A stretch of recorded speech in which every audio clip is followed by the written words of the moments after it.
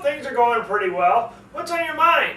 Well, I was thinking about that thing the other day. What thing? You know, that thing. Oh, yeah, the thing the other day. Right, how's it going? Oh, it's going pretty well.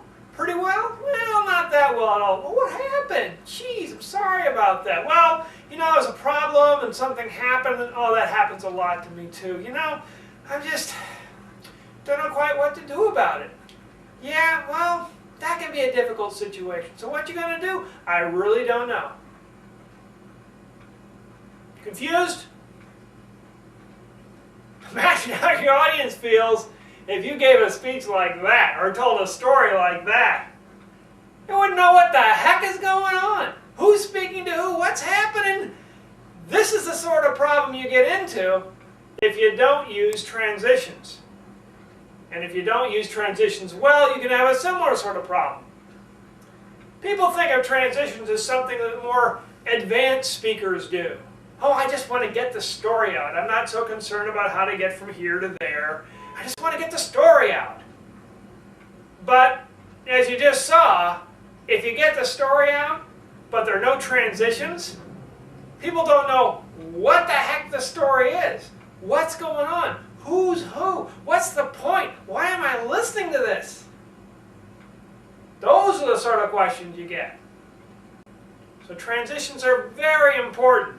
And using transitions effectively will separate the okay speaker from the good to great speaker. And it also means that if you're an okay speaker, if you just develop your ability to use transitions a little better, you can go from here to here almost instantly.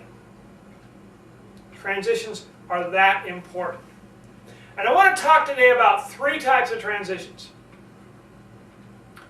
The first type of transition is the sort of thing that happens when you're standing. When you're standing on the stage, how do you move from one place to the other? Now, what some people do to solve this problem is they just move all the time. They're talking and they're kind of moving back and forth, back and forth. And there's really no point to it. They just kind of wander around the stage. The problem is, after a while, it's like watching a tennis match on stage. Bing, bang, bang, bang. You don't know where the person's going to be. And the audience may very quickly get tired of following this moving target around and just ignore the whole thing. Hey, if you're famous, like Steve Jobs, you can get around with wandering on stage if you want to. If you're famous and people are paying $30,000 a ticket or $1,000 a ticket or whatever the heck it is, wander wherever you want. But for the rest of us, you need to figure out how to move on stage. Another type of transition is the transition of speaking. When you're speaking and going on your next point, how do you indicate that? How do you get from here to there in such a way that you don't lose your audience in between? This can be a challenge. You have a complex subject, you're talking about a lot of different things, saying, and another example, and another example, and another example, and another example, won't work. People won't draw the connection. They won't understand, well, how does this example relate to that example? How does all this stuff tie in together? Effective transitions eliminate that problem. So you're speaking in smooth flow and just comes out easily. And then finally, story transitions. Those are the transitions we mentioned at the very beginning. Story transitions. How do you make it clear when one person is speaking and when the other person is speaking? Who's who? How do we keep these things straightened out? How do we move from one story into another story? What do we do if we finish a story? How do we get back into the flow of our speech and make it clear that we have finished the story? Those are story transitions. Transitions are very important. Using transitions effectively in your speech will help you develop from here to here. We're going to learn today about how to do effective transitions, how to make transitions really work and move the speech. And you will find out how to make transitions work in your next speech. We're going to find all of that out right now. It's important to have transitions when you're standing. When you're standing on the stage and you move to a different place in the stage, there has to be a reason for it. If you're just wandering around, just kind of wandering around back and forth, then there's no reason for that. And the audience quickly loses focus in you, loses focus in your speech and what your point is. If you're going to wander around, wander a little bit and then stop. Turn, make your point. And then wander a little bit somewhere else and stop and make your point. It's important when you're walking around to always make sure that when you make that point, you really want people to focus in on, to be aware of, that you stop. And it can be really effective. There you are wandering back and forth, and all of a sudden you want to come to that point and then you just stop. Turn, face the audience, make the point. Then you keep walking again. This helps people understand where they are to focus. If you're just wandering around the room, they start to wonder if you lost your way. Are you on the right stage? Are you even the right speaker? Are you in your right mind? But if you suddenly stop wandering, nail them with their point, they know you are the right speaker and in the right place, and they're the right audience for your message. That's one simple way to transition when you're standing, from where you're standing. Another thing you can do is think about if you're on two different sides of something. Say you've got a situation where you're for something, then you want to talk about some of the issues against it. You can say on the one hand, it's very important that we understand the benefits of this problem. It seems like a problem, there are a lot of good things that come out of it. On the other hand, it still is a problem. What you do there is you just balance out both sides.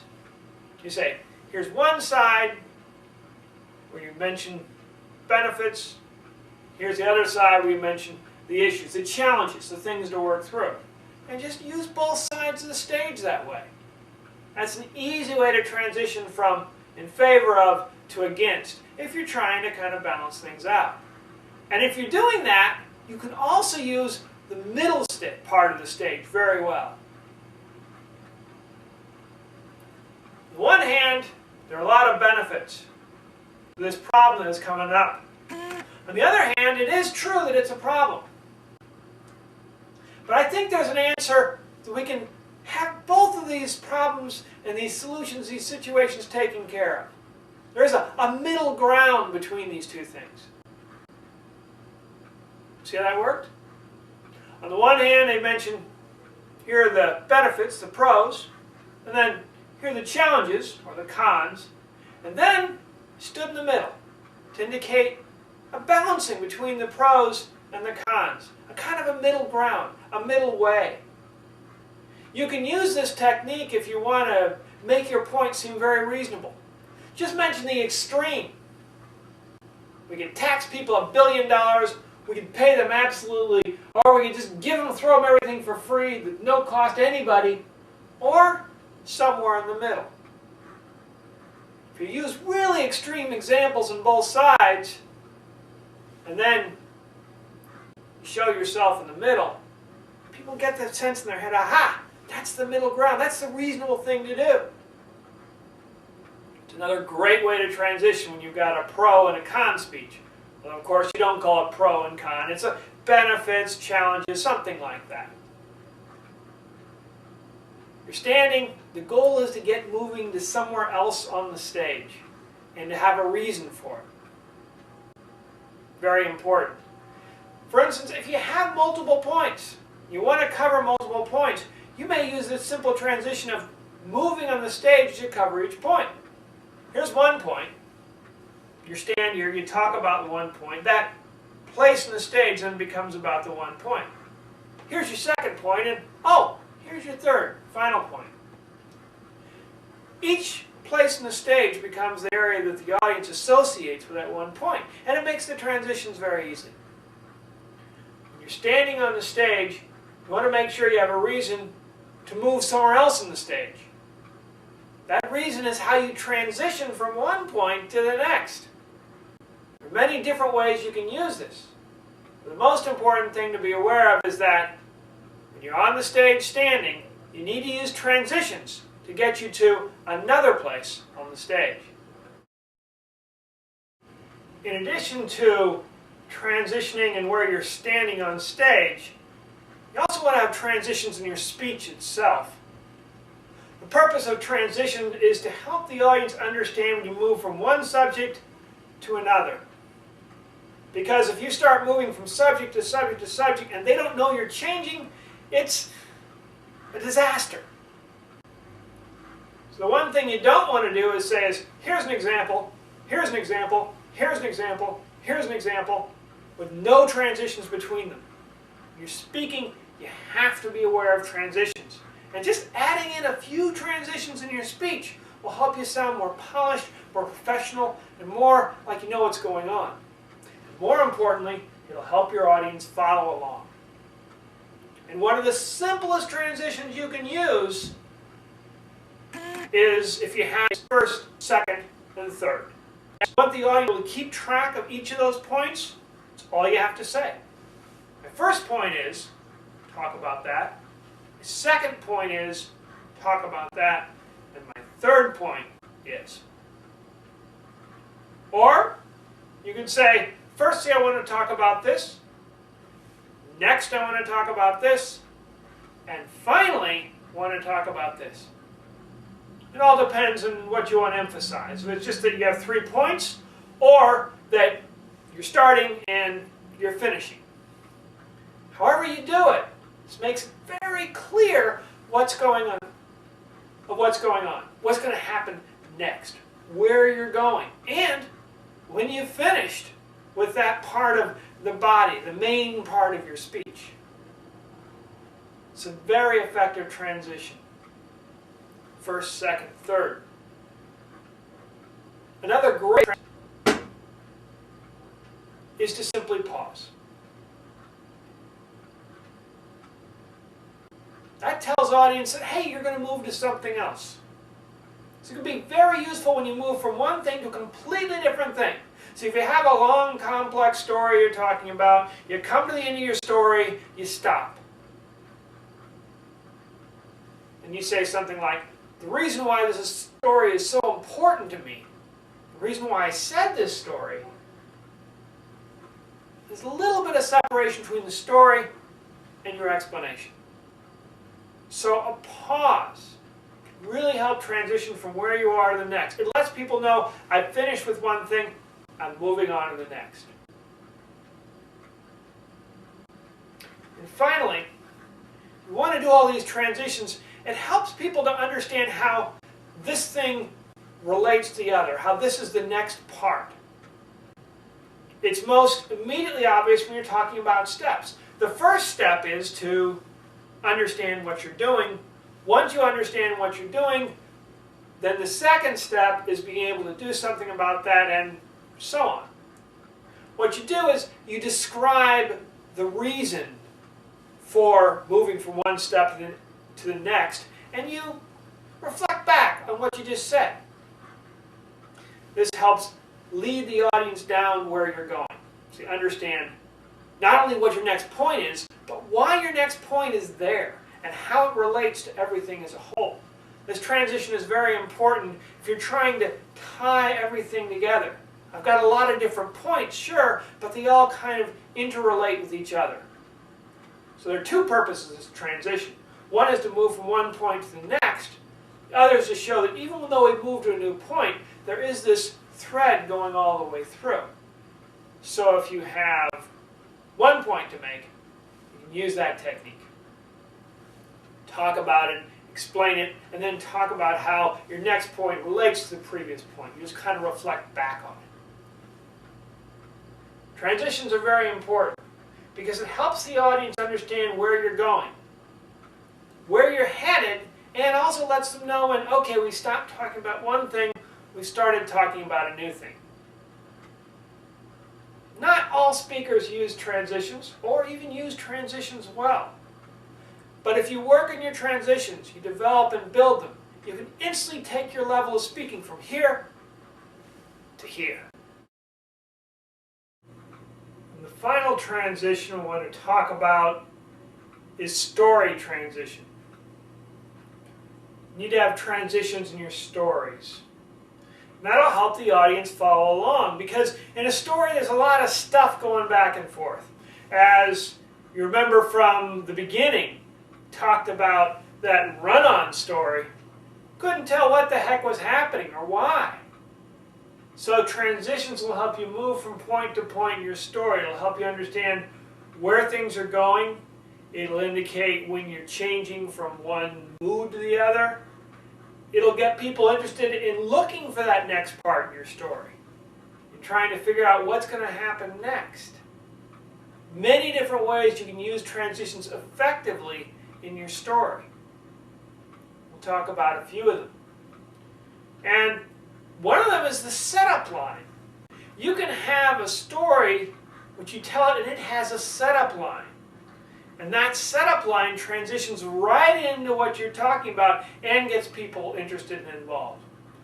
For instance, you can have a story when you're talking back and forth with somebody and a friend of yours says, "Wow, I can't believe that great advice you gave me. It just changed my whole life. I just am amazed at how simple it was and how effective it was." That's your setup line.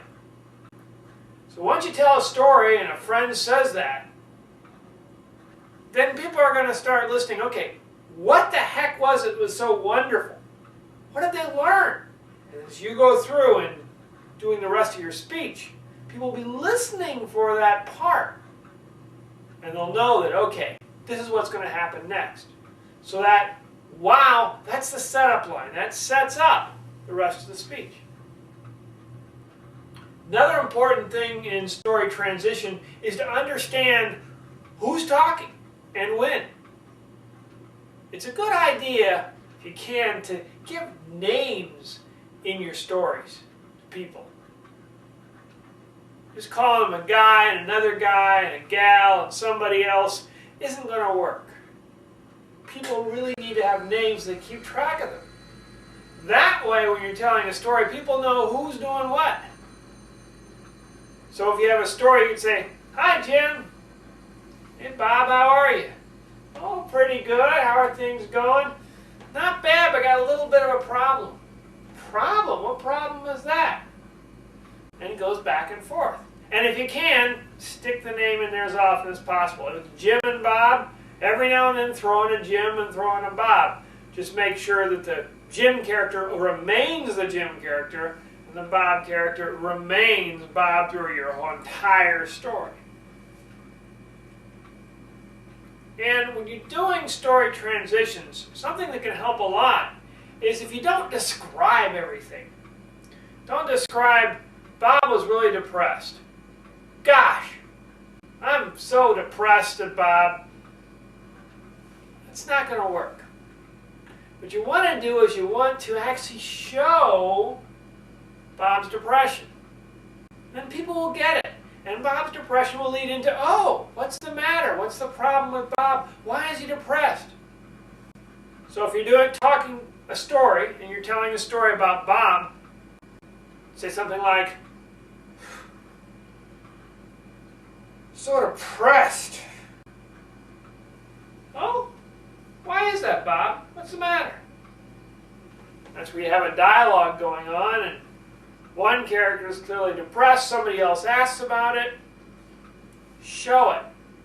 Don't say Bob was depressed. Show a very depressed Bob in front of your audience.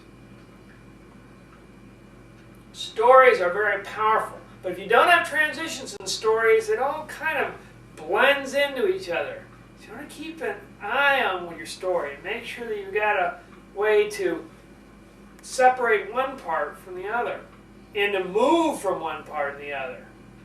Think about things like setting up the rest of your story and make sure you have different character names. And make sure that when you're going through your story, to really show what the people are actually feeling.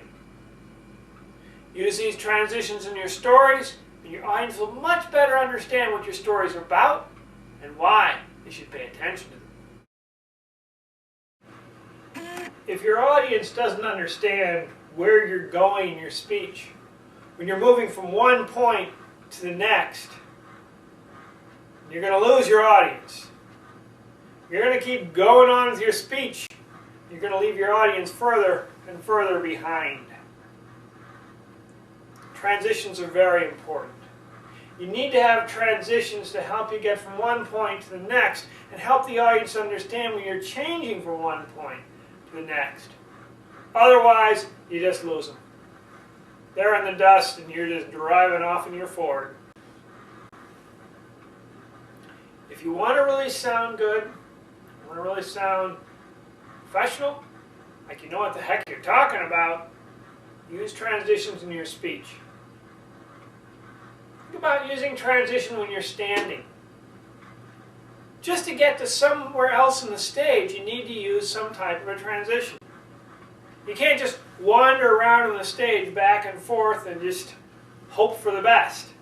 You have to have a place you're going to, and then when you get there, there's a reason you got there. Then, go to somewhere else. When you get there, there's a reason for that. Otherwise, it's just wandering all over the stage. The audience can't keep up with what's going on. You get a little dizzy up there, and it's just a big mess. Use ending transitions. Maybe you just want to make a point. You want to make it clear when you're changing from one point to the next. Maybe it's a progression, where you started something, and you're going to go through and mention all the different points you have, and you want the audience to follow along step by step. However it is, make sure you have a reason for when you're moving on stage. Move with purpose. In addition to standing, you also want transitions when you're speaking. When you're speaking and you're changing from one topic to the next, people have to understand that. Understand how that works, where that works. Otherwise, your speech becomes one big, long, run-on sentence, and no one knows what the heck is going on.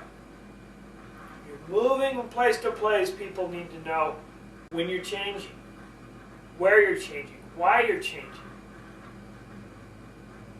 Very important in your speeches you have some sort of transition. It can be as simple as first, next, finally. Or first, second, and third. That also works. Could just be stopping and pausing. Just to let people know you're finished with that, you're moving on to something else. Be aware of your speech transitions. Finally, in stories, transitions are absolutely necessary. If you've got a dialogue or a conversation going on, and everybody's talking at once in this conversation, and nobody knows who the heck people are, pretty soon that story will just vanish out of people's minds. When you're talking, people get a picture of that story in their head. Without clear transitions, they can't keep track of what the story is, or who's talking, or what's going on. And after a while of struggling to try to understand it, they give up and the whole story is gone. And for the rest of your story, all the people out there hearing is blah, blah, blah, blah, blah, blah, blah, because they've given up understanding what the heck's going on. Make sure you have effective transitions in your story. For instance, people knowing who's speaking and when and why. Transitions are essential in speaking. It's a thing that helps the audience understand when you start one thing and you're moving over into the next. It's something that beginning speakers quite often leave out or forget about. And even the more experienced speakers can just use and another point, and another point, and another point, instead of trying to find a good transition. But if you take a little extra work and you focus on trying to find the right transition for your speech, you'll appear to your audience a much better speaker. It really doesn't take that much effort to use transitions. So for your next speech, make sure you use transitions. Use them effectively. And you'll take your speaking level from here to here.